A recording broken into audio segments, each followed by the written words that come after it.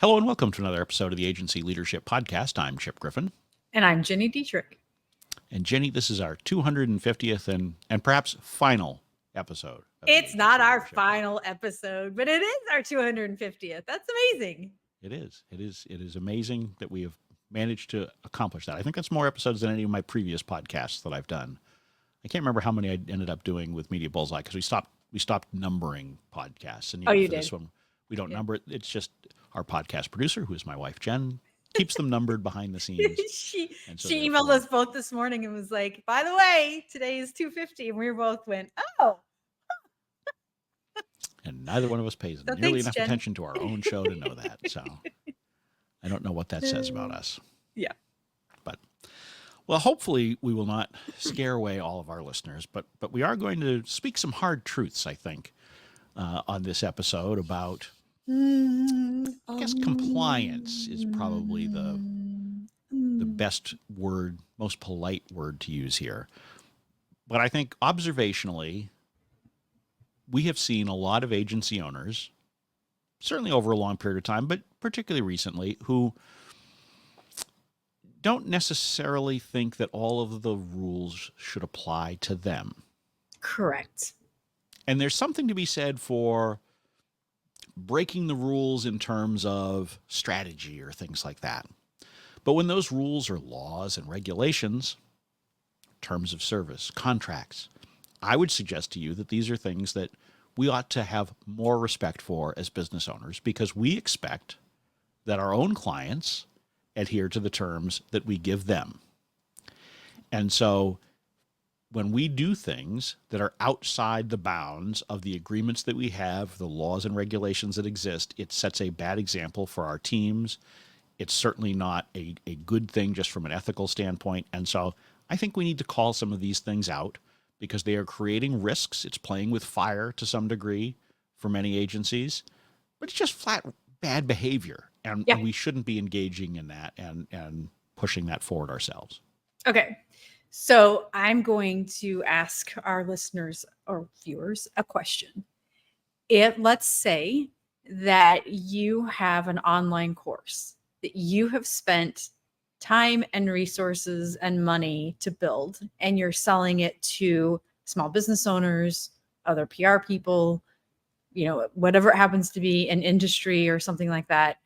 And you find out that one of your students has shared their login with 5 other people on their team without paying for those other 5 courses. How does that make you feel? I'm going to guess pretty shitty.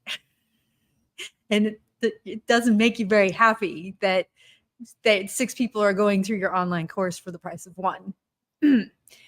So with that in mind, I think that sets the stage for the kinds of things that you have to think about, from sharing seats to 1099 employees to copyrighted things to taking things off the internet without attribution or credit. It all goes into this big bucket of, to your point, the way that we should be behaving as agency owners, as business owners, and as stewards to our clients. Because in many cases, it's illegal, and in all cases, it's unethical. Yeah, and look, I mean, there are plenty of cases where agency owners come to me and they say, well, look, I've got a client who wants me to send my media list to them. I'm not giving them that list because, we put a lot of effort into that. And our contract doesn't say that we need to turn over the media list. And so we own it. Or they'll come to me and they'll say, the client isn't paying on time. My contract says they have to pay on time. I want to stop work or charge a late fee or do something. And so we as owners think about using the agreements that we have and the rules that are in place to our advantage. Right. We ought to be doing the same when those apply to us. And so let's walk through some of the very specific examples that we see a lot in the agency community. And we'll start with something that is near and dear to my heart, because I used to run a media monitoring business.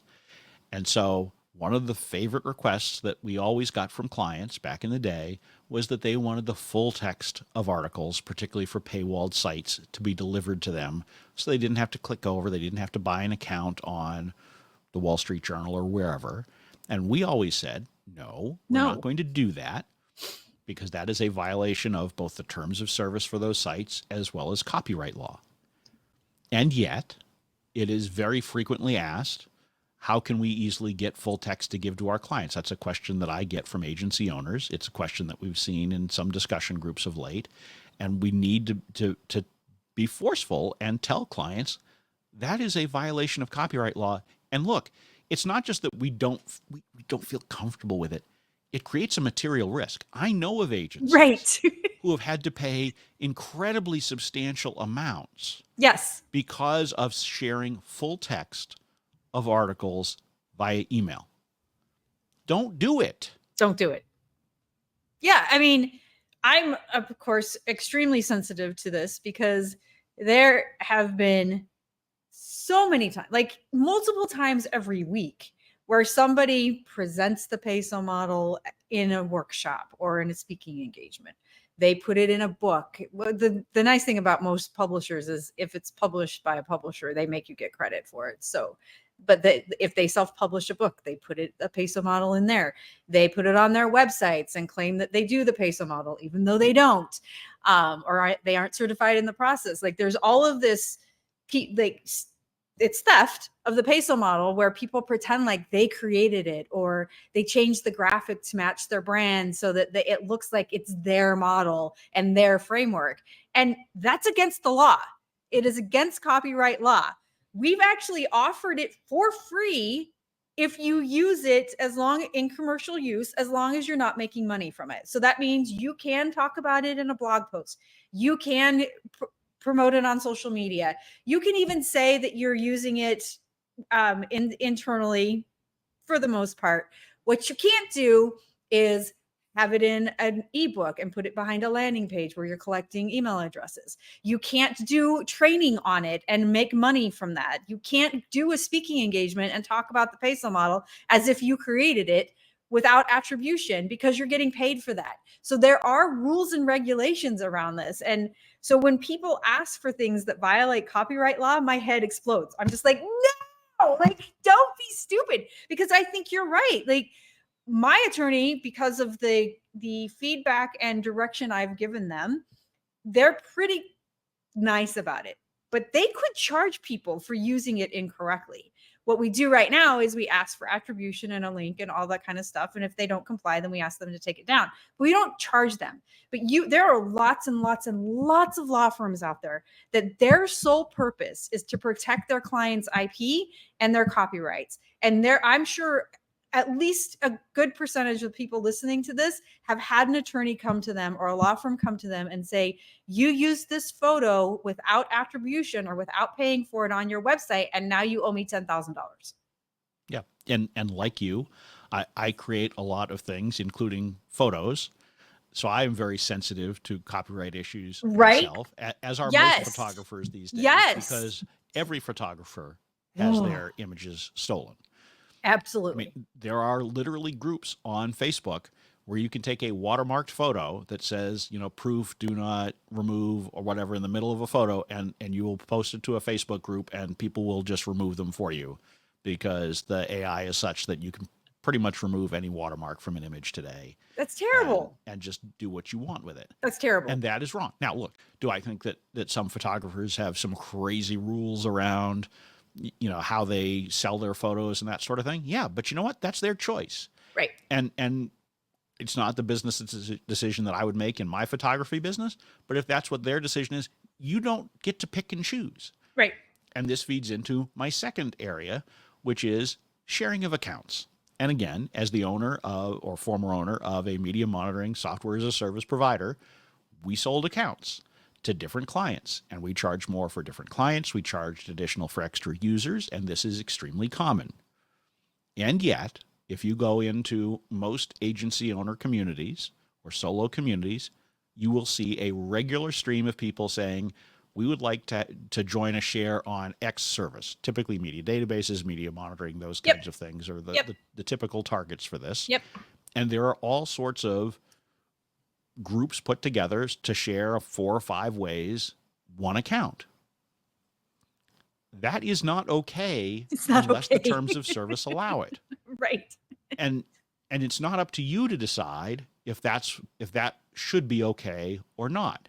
You may believe, and you may be absolutely correct, that some of these services are overpriced. Not your call. Not your call. Right. And so I know that this is probably one of the least popular things that I've ever said on this show, but stop doing it. Yeah. I know a lot of you are. You shouldn't be.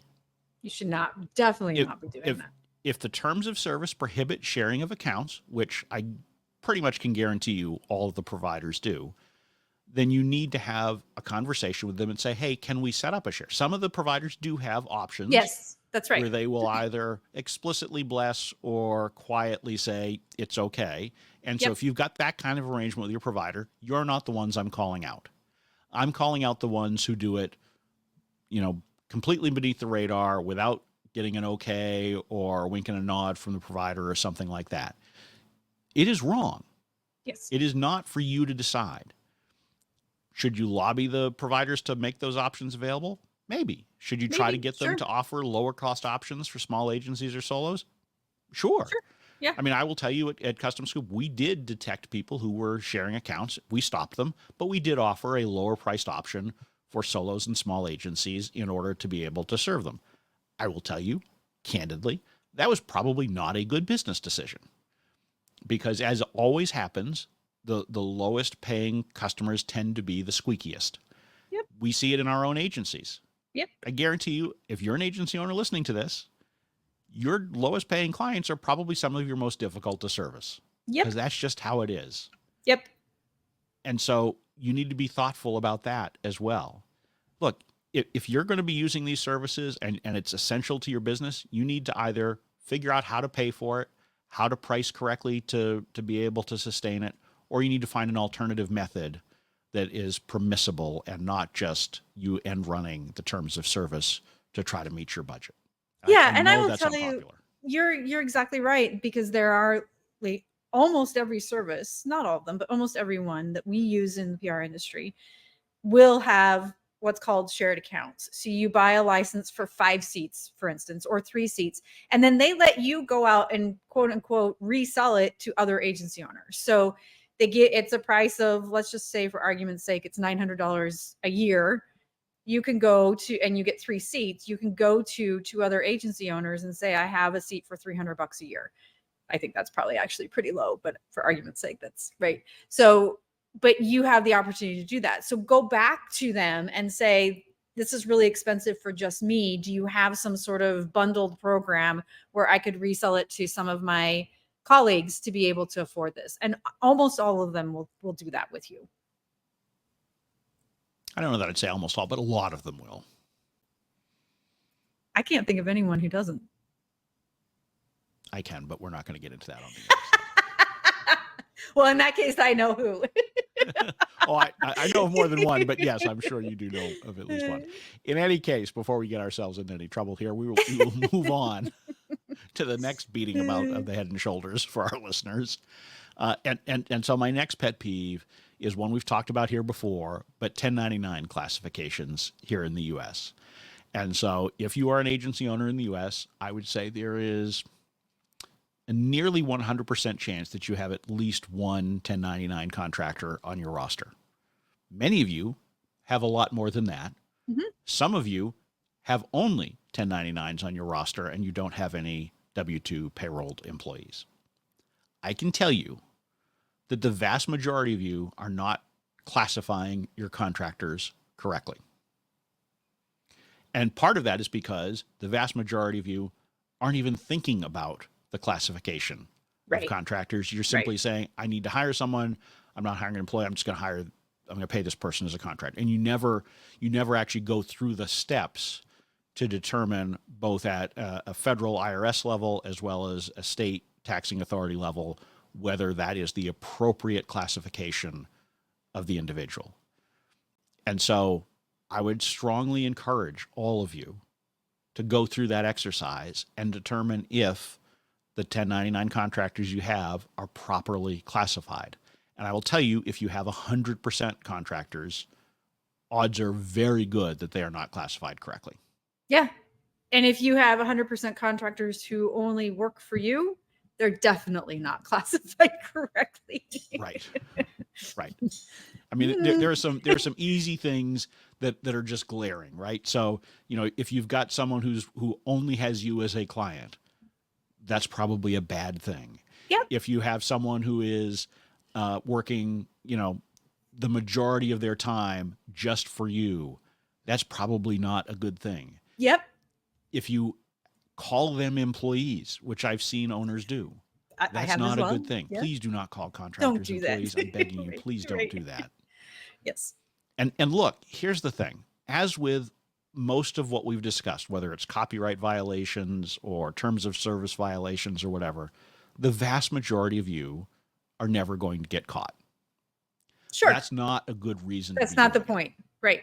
And I will tell you that in this particular case, it is rare for an agency to get caught misclassifying 1099s. However, in those instances where an issue does arise, it's insanely costly, because what happens is whether it's state or federal that determines that you misclassified, they will then go back years and look at all of your contractors and reclassify them. And that means you have to pay back taxes. Sometimes you have to pay back wages. Sometimes you have to pay back benefits. You have to pay penalties and interest. There's so much that goes into it that it's just not worth it. It's not worth the risk at all. So you should be doing the right thing, classify your contractors correctly, and you will be in better shape. I know it's going to be painful in the short term, because some of you are going to have to set up payroll systems that you didn't have before. Sure. And there is, frankly, one of the challenges is that there are a lot of people who don't want to be employees. They want to be contractors, in part because they are misinformed about the pros and cons of being a 1099 versus a W-2. The reality is that people think that just because you're a 1099, you can write off all sorts of expenses. Nope. That's not how it works. Nope. That's not how it Are works. there some theoretical benefits? Potentially. And there are certain cases, there are certain people who have special circumstances where being a 1099 actually is better. But for the vast majority of people, it doesn't make a material difference to them how they are paid. So some of it may be that you need to go through an education process. And I'm not saying you should never have a 1099. There are valid cases to have 1099s. You just need to make sure that you're doing it correctly and not just going that path because it's the easy route. I think that's the sort of the sum up of some of the messages here. Don't do the things that are easy. Figure out how to do things right, even if it's hard. Yeah. And I would say, as one last thing too, that when clients ask you to do something that's unethical or illegal, you have to be able to tell them no. Because I think that we tend to be people pleasers and we tend to not want to tell our clients no on things. But that, for me, is a line you just don't cross. If you want my team to pull full text of articles of 50, 100, 150 articles every month and send it to you and your team, I'm not going to do that, because that's not a risk I'm willing to take. If I got caught because my team sent you 100 full text articles that are behind a paywall every month, that would take us down. So be willing to tell clients no and educate them on why, because unfortunately, not everybody understands that just because it's on the internet doesn't mean it's free. Well, yeah, and look, I'm a realist. I do understand. Part of the problem is that if you say no, there's probably someone out there who's going to say yes. Okay. Right? This is, and having come from the world of politics and public affairs, where pretty much everybody from the top to the bottom believes that the rules are kind of elastic, and you should kind of just figure out how to do what you want to do, and heck with the consequences. I came from that environment where it was really difficult to say no, because you knew as soon as you said no, there was another consultant or employee or vendor who would say yes. And honestly, it's one of the reasons why I don't do public affairs anymore. Yeah. Because there was so much of that pressure constantly to just kind of bend the rules and do it, whether it was legal, ethical, or not. And it happens not just in public affairs. I know of specific instances. PR and marketing agencies get pushed on this all the time. whether it's full text of articles or other things. Right. And it's up to you to make that decision. But I would strongly encourage you to err on the side of the angels here.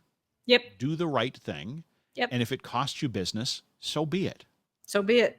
I can sleep better at night knowing that I'm complying with the rules than I could if I was just, raking in extra bucks because I was willing to say yes to whoever came to me. Yeah, I totally agree with you. Completely. And look, I'm also not saying, there are, in some cases, there's gray area. And when there's gray area, you have to make judgments. What we've talked about here are primarily black and white. Yep. It's binary, right or wrong, legal, not legal, comply, not comply. There is gray area. 1099, perfect example. There are certainly clear-cut cases, and then there's the gray area ones. And gray area, you've got to make your best determination. And I'm not going to fault you if you make a legitimate, honest assessment and you come to a different conclusion than I do. But if it's blatant, then I've got an issue with it. And I think you should too. So, yep, 100%. Bottom line, stop playing with fire. Pay Don't more take the attention risk. to compliance. Yep. Don't take the risk. Do the right thing. In the end, it will work out for you. It may be a little painful in the short term, particularly if you have to make changes to what you're doing today. Yep. But please take this message to heart and change your behavior if you heard yourself in any of these things that we talked about. Yes, it's to your point, it's not easy, but it's ethical. It's the right thing to do. So abide by. And we expect it of our clients and the people we Right. work with. Right. And so you can't have that kind of a double standard where you expect others Yep. to abide by the agreements that you have with them or the rules that are out there that favor you, and then you just flout the ones that you don't like. Yep. Totally. So with that will draw to an end our 250th and final episode. Woohoo! We get all the hate mail from everybody saying we don't ever want to listen to you all again because you were mean to us. You were mean to us. On that note, thank you all for joining us. I'm Chip Griffin. I'm Jenny Dietrich. And it depends, except on these things.